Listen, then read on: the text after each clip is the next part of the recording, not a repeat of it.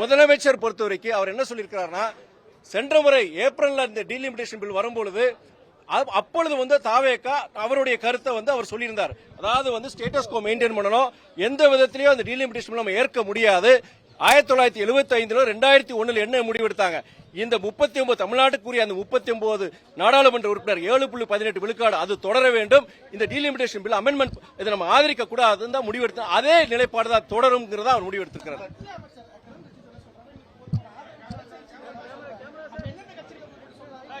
நீங்க நான் ஒரு கருத்தை சொன்னேன். சில எதிர்கட்சிகள் இன்னைக்கு ஒன்றிய அரச கருத்தை அவங்க ஏத்துக்கிட்டாங்க. அதன் அடிப்படையில் அவங்களுடைய சோசியல் மீடியா ஹேண்டில்ஸ், அவங்க ஆதரவுள்ள சோசியல் மீடியா ஹேண்டில்ஸ் பொறுத்த வரைக்கும் இந்த கருத்தை தெரிவிச்சிட்டு இருக்கிறாங்க.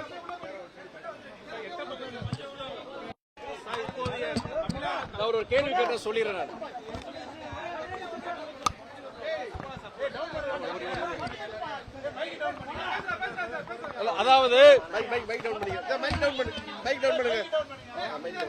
அதாவது என்னன்னா, பாஜக அரசு என்ன சொல்றாங்கன்னா, 50 விழுக்காடு எல்லா மாநிலம் ஏத்துறதுனால நீங்க ஏத்துக்கலாமே ஒரு கருத்தை அவங்க வைக்கிறாங்க.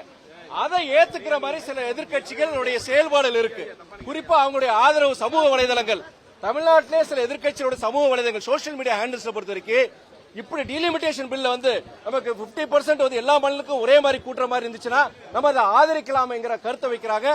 அந்த எதிர்கட்சிக்கு ஆதரவான இன்ஃபுளுசர்ஸ் பட்டிமன்றங்கள் ஊடக பேசுறவங்க எல்லாருமே இந்த கருத்து சொல்றாங்க. இதன் அடிப்படையில் சில கட்சிகள் பொறுத்த வரைக்கும் மறைமுகமா பாஜக கிட்ட ஒரு ஒப்பந்தத்தை போட்டிருக்க மாதிரி தெரியுது.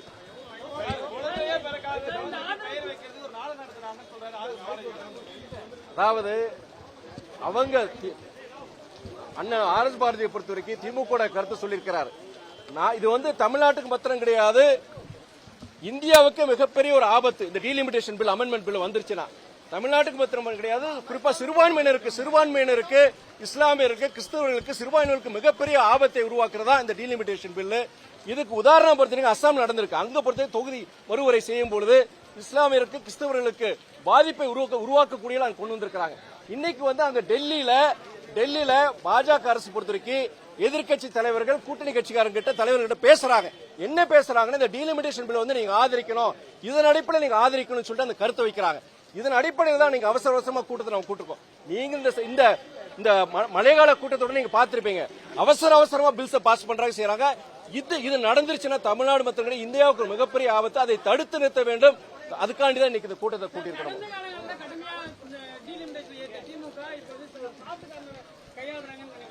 கண்டிப்பா நான் அதனால சொல்றேன். இன்னைக்கு நீங்க சோசியல் மீடியா ஹேண்டில்ஸ் பாருங்க, அவங்க என்ன ஒரு இது வைக்கிறாங்கன்னா, பாஜக கருத்து தான் அவங்க திமுக சொல்றாங்க. என்னன்னா 50 விழுக்காடு இது எல்லா மாநிலம் கூட்டும் பொழுது இதுல என்ன தவறு இருக்கு, நம்ம இதை ஏத்துக்க வேண்டியதான்னு சொல்றாங்க.